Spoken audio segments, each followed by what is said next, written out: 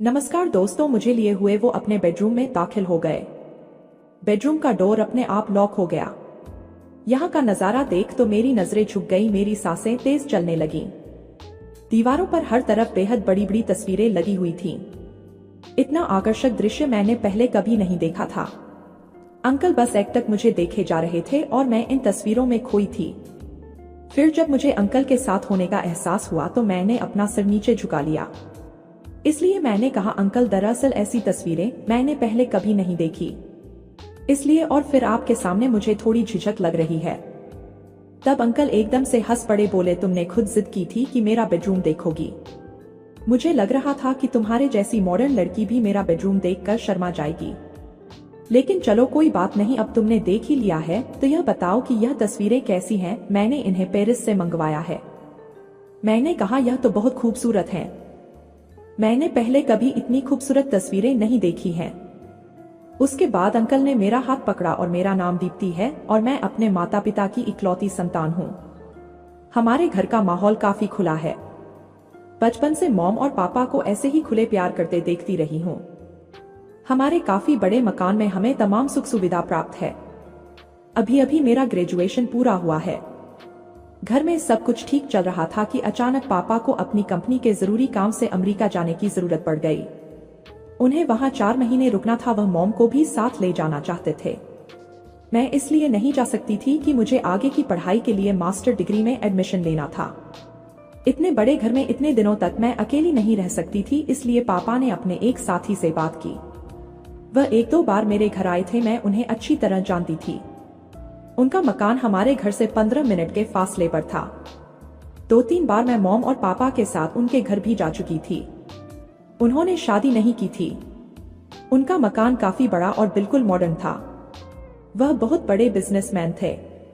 मेरे पापा ने उनसे अपनी समस्या बताई तो वह फौरन इस बात के लिए तैयार हो गए कि जब तक वह अमेरिका में रहेंगे, उनकी बेटी यानी कि मैं उनके घर में रह सकती हूँ। पापा ने घर आकर मुझे और मॉम को बताया कि अगर तुम लोगों को कोई ऐतराज न हो तो उनका दोस्त सौरभ अपने घर में हमारी बेटी को रखने को तैयार है। मुझे यह सुनकर खुशी हुई, लेकिन मॉम ने पापा को कहा, सौरभ अकेले रहते हैं, क्या हमारी बेटी का उनके घर में रहना मुनासिब होगा?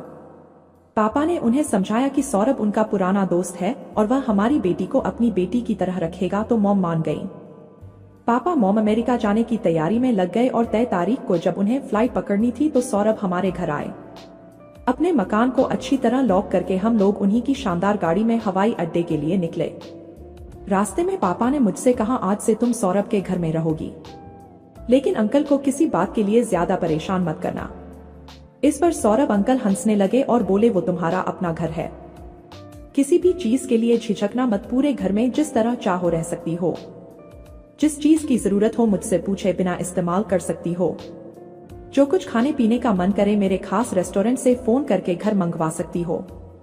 घर पर जो स्टाफ है उन्हें तुम अपने स्टाफ की तरह इस्तेमाल कर सकती हो। यह सुनकर मॉम भी बहुत खुश हुई। पापा और मॉम की फ्लाइट उड़ जाने के बाद सौरभ अंकल अपने साथ मुझे अपने घर लेकर आ गए। अंकल ने कहा, पहले फ्रेश हो लेते हैं। उन्होंने मुझे भी फ्रेश होने को कहा और ड्राइंग रूम के साथ वाले कमरे को खोलकर उन्होंने कहा, यह रहा तुम्हारा कमरा। उसके ठीक बगल वाला कमरा अंकल का ऑफिस था। उस कमरे के पीछे एक और कमरा था जिसका दरवाजा केवल उनके ऑफिस में खुलता था। वह उनका बेडरूम था। उनके बेडरूम से बाथरूम अटैच था। मैं अपने कमरे में जाकर फ्रेश होने लगी। बाहर आई तो अंकल सोफे पर बैठे कोई फाइल देख रहे थे।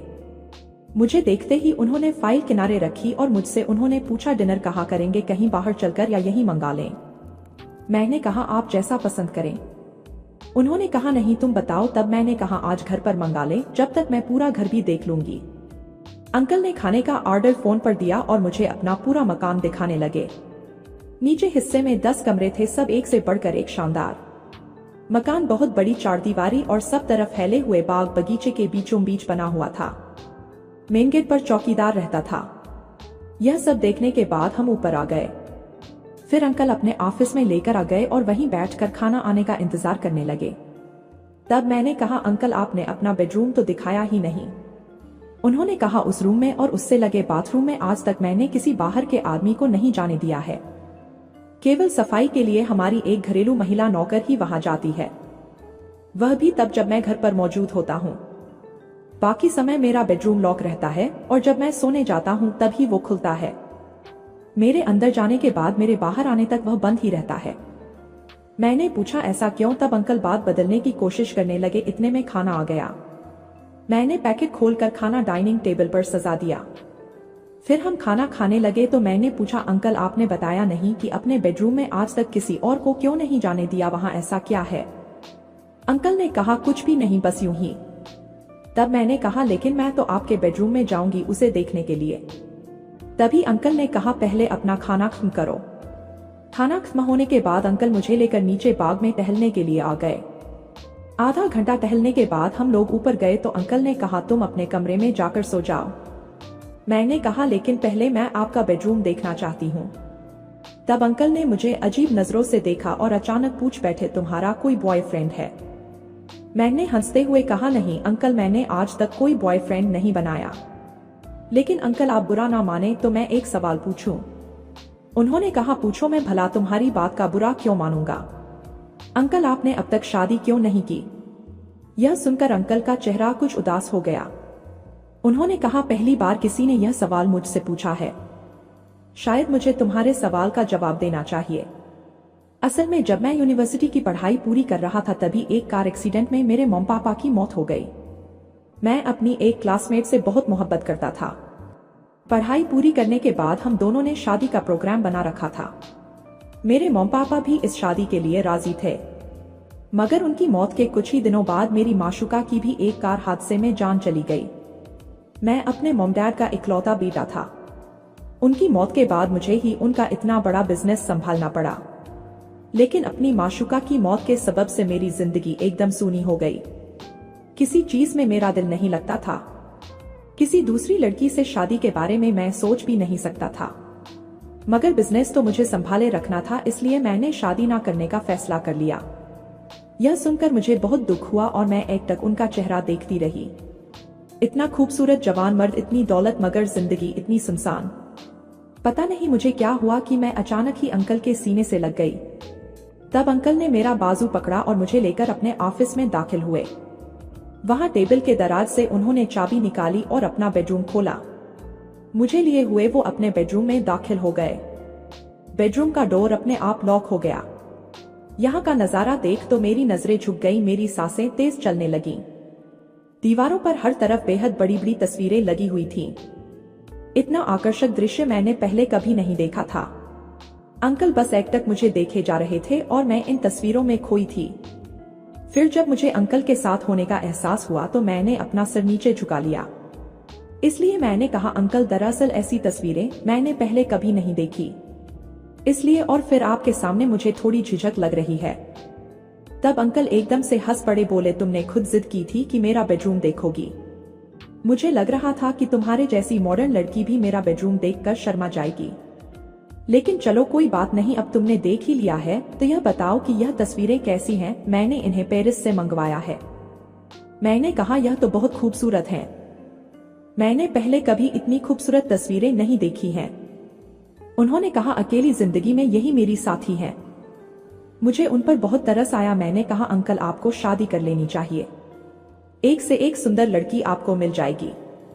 अभी ना तो आपकी बहुत उम्र हुई है और न ही आप कोई मामूली आदमी हैं। पढ़े लिखे, इतना बड़ा बिजनेस, दौलत, सब कुछ तो आपके पास है।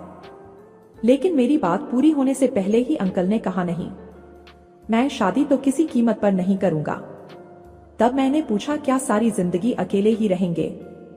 वह टालने वाले अंदाज में बोले छोड़ो कोई और बात करो, तुम्हें यहाँ बहुत दिन रहना है, इसलिए मैं चाहता हूँ कि इस घर के बारे में तुम्हें सब कुछ जानना चाहिए और मुझसे भी तुम्हें कोई झिझक न रहे।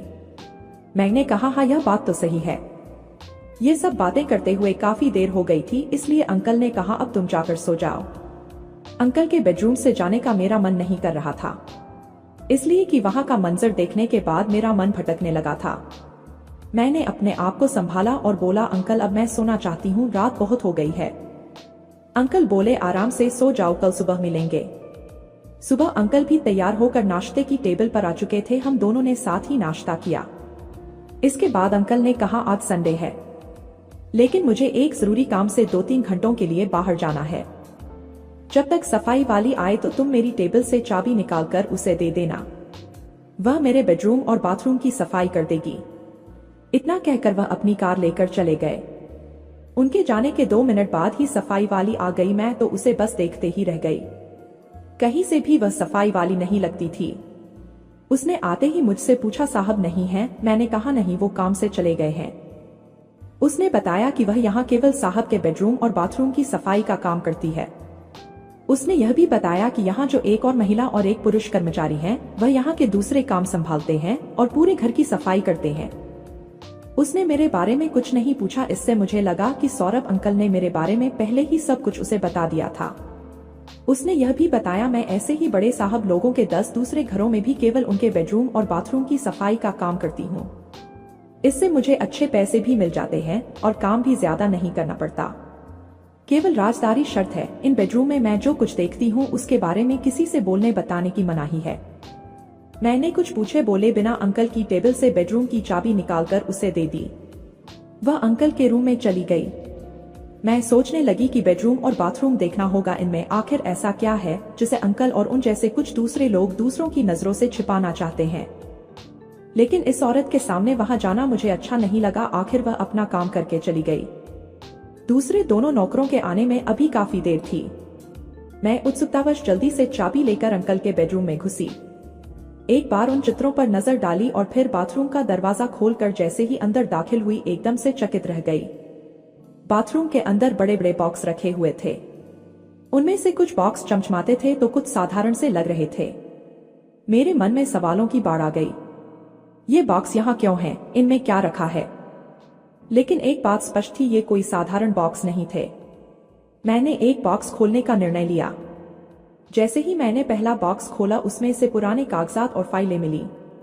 ये दस्तावेज सौरभ अंकल के बिजनेस से जुड़े थे, लेकिन इनमें कुछ अजीब बात थी। दस्तावेजों में एक बड़ा घोटाला सामने आ रहा था जो किसी से छिपाया गया था। मैं सौरभ अंकल के बारे में सोचने लगी। अभी मैं यही सोच रही थी कि तभी मुझे पीछे से किसी की आहट सुनाई दी। मैं तेजी से मुड़ी और देखा कि सौरभ अंकल दरवाजे पर खड़े थे। उनकी आंखों में गुस्सा और हैरानी थी। उन्होंने धीमी आवाज में कहा, तुम्हें यहाँ नहीं आना चाहिए था। उन्होंने मुझे कहा कि अगर तुम मेरी उस बात को राज नहीं रखोगी तो मैं तुम्हारे राज खोल दूंगा। और फिर उन्होंने मुझे अपना मोबाइल दिखाया जिसमें सीसीटीवी कैमरा कनेक्ट था जो मेरे रूम में लगा था। अब मैं भी कुछ नहीं कर पाई और उस राज को हमेशा के लिए अपने अंदर दबा लिया। इस कहानी के माध्यम से समझाया गया है कि किसी पर भी आंख बंद करके भरोसा नहीं करना चाहिए। तो दोस्तों, कैसी लगी हमारी कहानी? अच्छी लगी हो तो हमारे चैनल को सब्सक्राइब जरूर करें। धन्यवाद। नमस्कार दोस्तों, सुबह दोनों पति पत्नी एयरपोर्ट गए। वहां से मैं प्रिंस को लेकर वापस आ गई और हिमांशु मेरे माता पिता के साथ दिल्ली चला गया। दिन में मेरी और मयंक की लंबी बात हुई। मयंक पीछे पड़ गया घर आने के लिए, तो मैंने कहा कि यह संभव नहीं है क्योंकि प्रिंस घर पर है। मयंक ने काफी समझाया तो मैंने उससे कहा ठीक है, रात को बताऊंगी। दिल तो मेरा भी बेईमान हो चुका था। मुझ पर मयंक ने क्या जादू किया था कि मैंने हिमांशु के प्यार को भी झूठा मानकर मयंक के साथ प्यार की पींगें बढ़ा रही थी। दोस्तों, मेरा नाम सोनाक्षी है और मेरी शादी हिमांशु से हुए 8 साल हो गए हैं। हमारे एक ही लड़का है, प्रिंस, जो बचपन से ही अपनी नानी के पास रहकर पढ़ता है। हिमांशु का अनाज मंडी में थोक का बहुत बड़ा काम है। सुबह से लेकर दोपहर बाद तक वे बहुत व्यस्त रहता है, पर शाम को 4 बजे के बाद बिल्कुल फ्री है। वे 1 आध घंटे में घर आ जाते हैं। दुकान पर अकाउंटेंट और स्टाफ रहता है जो अकाउंट का काम पूरा करके डेली की एक समरी हिमांशु को मेल कर देते हैं। मैं शादी के बाद से नाइट ड्रेसेस की बुटीक चलाती हूँ। मैं अपना बुटीक केवल दोपहर में खोलती हूँ और हिमांशु के आने से पहले सारा काम बढ़ा लेती हूँ। इससे मेरा दिन भी निकल जाता है और अपने शौकों के लिए पैसा भी आ जाता है। हालांकि हिमांशु मुझे कपड़ों, गहनों और पैसों से हमेशा भरकर रखता है, पर अपनी कमाई का अलग स्वाद होता है। हिमांशु का बस यह ही कहना है कि जो करना है शाम 5 बजे तक कर लो, बस इसके बाद का सारा समय मेरे लिए। जब हम विदेश टूर पर या समुद्री बीच पर जाते तो जमकर थ्रिल करते।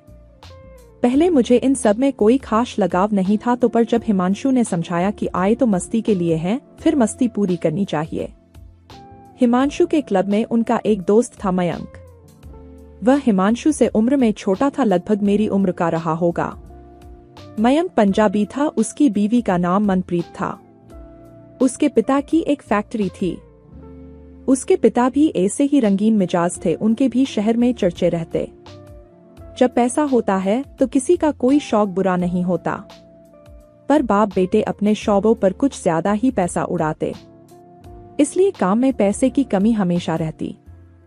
पंजाबियों के खर्चे कुछ होते भी ज्यादा हैं कमाई के मुकाबले। पिताजी पैसे उड़ाते तो मयंक घरवाली को चुप रखने के लिए उसकी हर डिमांड पूरी करता और भाभीियों को इम्प्रेस करने के लिए महंगे गिफ्ट देता रहता। एक दिन मैंने हिमांशु से कहा कि मयंक ने उसे 2-3 दिन पहले मैसेज किया था, भाभी मैं आपकी ड्रेसेस का ऑनलाइन काम मनप्रीत को कराना चाहता हूँ, और अब वह रोज गुड मॉर्निंग के मैसेज भेज रहा है। पर जब मैंने मनप्रीत से ऐसे ही बात की तो उसे इसमें कोई इंटरेस्ट ही नहीं था, बल्कि उससे तो कभी मयंक ने बात भी नहीं की थी। हिमांशु हंसकर बोला, उस नालायक की तो आदत है भाभी से मजाक करने की, वह तुम्हें इम्प्रेस करने के लिए चुग्गा डाल रहा है। इस पर मैं बोली तो फिर मैं उसे कोई जवाब नहीं देती। तो हिमांशु ने मुझे कहा, हाय हेलो में क्या दिक्कत है, बस ध्यान रखना कि वह कहीं तुम्हारा बेवकूफ न बना दे। इस पर मैंने कहा, मुझे कोई बेवकूफ नहीं बना सकता। हिमांशु ने मेरा फोन लेकर खुद ही मयंक के व्हाट्सएप पर हाय का मैसेज डाल दिया। तुरंत ही मयंक का जवाब आ गया, भाभी क्या कर रही हो। अब मैंने हिमांशु से कहा भी कि क्यों मजे ले रहे हो, अब वे रोज मैसेज करेगा। तो हिमांशु बोला, कोई बात नहीं, जैसा तुम्हें अच्छा लगे वैसा कर लेना। अगले दिन मयंक के दिन में कई मैसेज आए और मैंने भी उसके हर मैसेज का जवाब दिया। मयंक ने मुझसे कहा, भाभी अगर बुरा न मानो तो एक बात कहूँ कि कहीं हिमांशु को बुरा न लग जाए मेरे इतने मैसेज देखकर, तो प्लीज इन्हें डिलीट कर देना। मुझसे बस यही गलती हो गई जो मेरी जिंदगी की नासूर बन गई। मैंने भी बिना सोचे समझे गौरव के मैसेज डिलीट कर दिए। रात को हिमांशु ने मजाक के मूड में पूछा, क्यों आज तुम्हारे देवर का मैसेज नहीं आया। लेकिन रात को मेरे फोन में व्हाट्सएप संदेश आया, रिंगटोन बजी तो मेरी आंख खुली। मयंक का गुड नाइट मैसेज था। मैंने भी उसे गुड नाइट लिखकर भेज दिया और दोनों मैसेज डिलीट कर दिए। अब दिन में भी मेरी और मयंक की फोन पर लंबी बातें होने लगीं। मुझे मयंक की हर बात अच्छी लगती कि वह मेरा कितना ध्यान रखता है, वह कितना हंसमुख है। एक दिन मैंने कहा, कल मेरा व्रत है, तो मयंक ने कहा, ठीक है मैं भी व्रत रखूंगा, जब तुम भूखी रहोगी तो मैं कैसे खा सकता हूँ। और उधर मुझे अब हिमांशु की कमियां दिखनी शुरू हो गईं। मुझे लगने लगा कि हिमांशु तो मेरे पास केवल अपनी जरूरत के लिए आता है, बाकी तो उसे मेरी परवाह ही नहीं है। अब हिमांशु कोई गहने या कपड़े दिलाता तो मयंक मेरे दिमाग में भर देता कि हिमांशु तो अपनी जरूरत लिए ये सब करता है। जो कभी नहीं हुआ वे अब मेरे और हिमांशु के बीच होने लगा। रात को झगड़ा, कई बार तो मैं तबीयत खराब होने का बहाना बनाकर अलग कमरे में सोती। जब अगले दिन मैं ये बात मयंक को बताती तो मयंक बहुत खुश होता और कहता, तुमने सही किया। यहाँ तक कि अब मैं घर की बातों में भी गौरव से राय करने लगी। गौरव ने मेरे दिमाग इतना घुमा दिया कि मैं अब हिमांशु को लालची, बेईमान, दूसरे की संपत्ति पर निगाह रखने वाला मानने लग गई। एक बार मैं अपनी बहन के पास कलकत्ता गई 1 हफ्ते के लिए, तो मयंक ने एक डांसिंग कपल का मिनिएचर गिफ्ट में भेजा, साथ में भेजे अपने प्यार का इजहार करते कुछ कार्ड्स। हम दोनों की देर रात तक रोज फोन पर बातें होती। हिमांशु को मयंक और मेरी दोस्ती का तो अंदाज था, क्योंकि अब हिमांशु के कहने पर मयंक कई बार हमारे घर कॉफी पीने आया था, पर मेरी और मयंक के बीच बढ़ती नजदीकियों से अनजान था। हिमांशु ने कई बार मयंक से कहा कि मनप्रीत को भी लेकर आओ, तो मयंक टाल देता। हाँ, हिमांशु ने यह महसूस किया कि अब वे जब भी मुझसे कहता कि आज मयंक आएगा तो मैं खुश होती और स्मार्टली तैयार होती। मैंने जो कभी मेहमानों के सामने नाइट ड्रेस या छोटी ड्रेस नहीं पहनती थी, अब मयंक के आने पर स्कर्ट, हाफ पेंट्स या नाइट सूट पहनने लगी। अब मयंक अक्सर हिमांशु के ऑफिस में शाम को जब हेमंत फ्री हो जाता था आने लगा। मयंक कहता कि उसकी बीवी मनप्रीत का तो कुछ अतरंग करने में कोई रुचि ही नहीं है। मयंक और मैं अब बहुत नजदीक आ गए थे। मयंक और हिमांशु के बीच कुछ अतरंगी बातें होने लगी थी। वे एक दूसरे से फोन पर बातें करते तो उनमें भी कुछ अनुचित होता। इस बात को मयंक ने इतना बदलकर मुझे सुनाया कि मुझे हिमांशु पर बहुत गुस्सा आया। मयंक ने कहा, हिमांशु तो मनप्रीत के साथ दोस्ती करना चाहता है। मुझे उसने अपनी चैट भेजी जिससे मुझे यकीन हो गया कि मयंक जो कुछ कह रहा है वह सच है। उस रात मैं हिमांशु से बहुत झगड़ी कि वह मनप्रीत पर क्यों निगाहें रख रहा है। हिमांशु फंस गया था, उसने बचने के लिए हथियार डाल दिए और मुझसे कहा कि उसकी निगाहें मनप्रीत पर नहीं हैं, बल्कि वह तो केवल मुझे खुश रखने के लिए करता है। नजदीकी का मतलब और कुछ नहीं है, बस आपस में हंसी मजाक है। मुझे लगा कि गलती दोनों ओर से है और बात बढ़ाने से कोई फायदा नहीं। मैंने मयंक को साफ कह दिया कि उसके बीच बात सिर्फ दोस्ती तक ही ठीक, इससे ज्यादा नहीं। एक दिन हिमांशु के पास मेरे पिता का फोन आया कि हिमांशु के चाचा जी को दिल का दौरा पड़ा और कल दिल्ली में उनका ऑपरेशन है। वे लोग प्रिंस को साथ लेकर सुबह की फ्लाइट से दिल्ली आ रहे हैं। हिमांशु को हॉस्पिटल में उनके साथ एक दिन के लिए रहना होगा, तो सुबह सोनाक्षी एयरपोर्ट से प्रिंस को लेकर वापस घर चली जाए और हिमांशु माता पिता के साथ दिल्ली। 1-2 दिन बाद जब वे लोग लौटेंगे तो प्रिंस को वापस ले जाएंगे। अगले दिन सुबह दोनों एयरपोर्ट गए, वहां से मैं प्रिंस को लेकर वापस आ गई और हिमांशु मेरे माता पिता के साथ दिल्ली चला गया। दिन में मेरी और मयंक की लंबी बात हुई।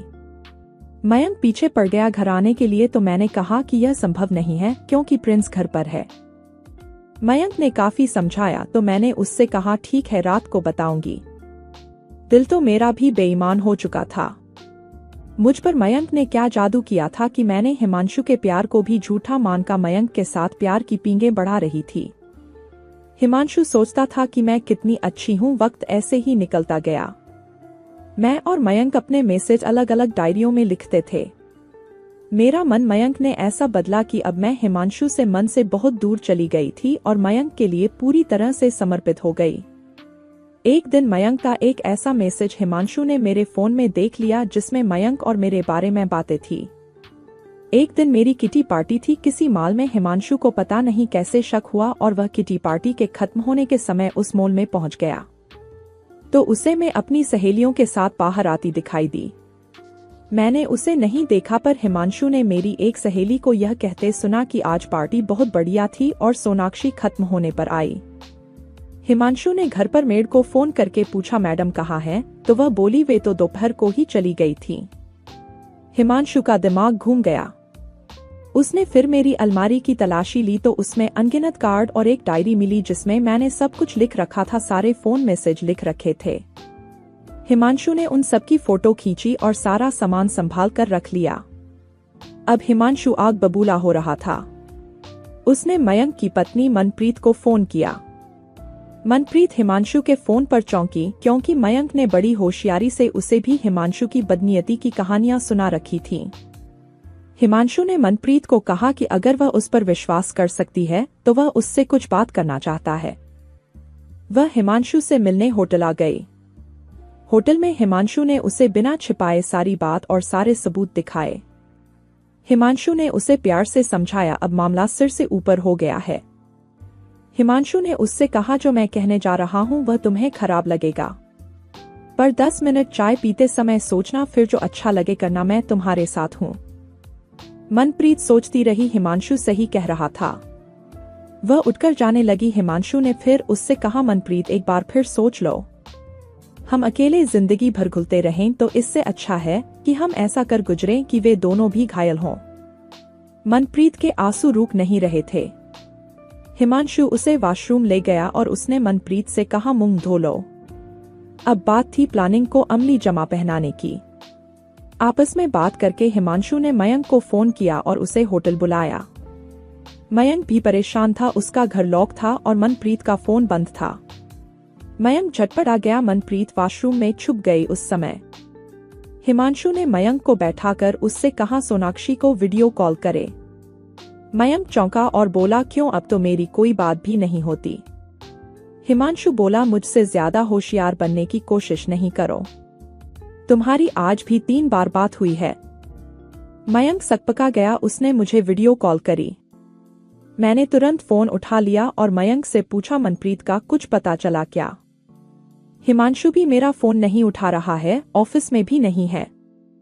तब हिमांशु ने मनप्रीत को आवाज देकर बुलाया और अपने पास बिठाते हुए फोन लिया और मुझसे कहा, तुम दोनों को शर्म आनी चाहिए।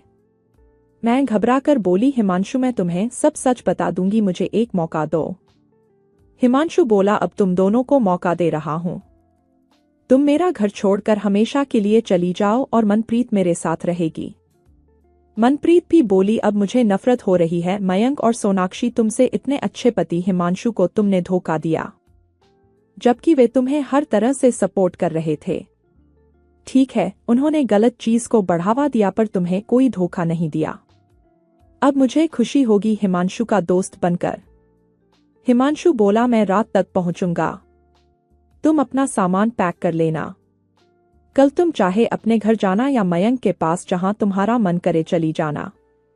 असल में उसने और मनप्रीत ने यह तय किया था कि वे तो अपनी दोस्ती निभाएंगे पर साफ सुथरी जिंदगी काटनी तो अपने पार्टनर के साथ ही है, पर हफ्ता 10 दिन इन्हें रुलाएंगे, कान पकड़वाएंगे और फिर जिंदगी भर जूते की नोक पर रखेंगे। जैसा तय हुआ था, मनप्रीत ने 2-3 दिन तो मयंक को घर में घुसने ही नहीं दिया और फिर उससे एक माफीनामा लिखवाया। यही बात उधर हिमांशु ने मेरे साथ की। हिमांशु ने कहा, अगर दोबारा ऐसा हुआ तो हिमांशु उसे अपनी जिंदगी और संपत्ति से बेदखल कर देगा। बात मेरे और मयंक के समझ में आ गई थी कि हम दोनों अपना रास्ता भटक गए थे। मैं भी अपने जीवन में दोबारा पहले जैसा करने में लग गई, लेकिन मेरे समझ में एक बात आ गई थी कि जीवन में गलत काम कोई भी हो कभी नहीं करने चाहिए, क्योंकि इनके अंजाम बहुत ही बुरे होते हैं। तो दोस्तों, कैसी लगी हमारी कहानी? अच्छी लगी हो तो हमारे चैनल को सब्सक्राइब जरूर करें। धन्यवाद। धन्यवाद। धन्यवाद।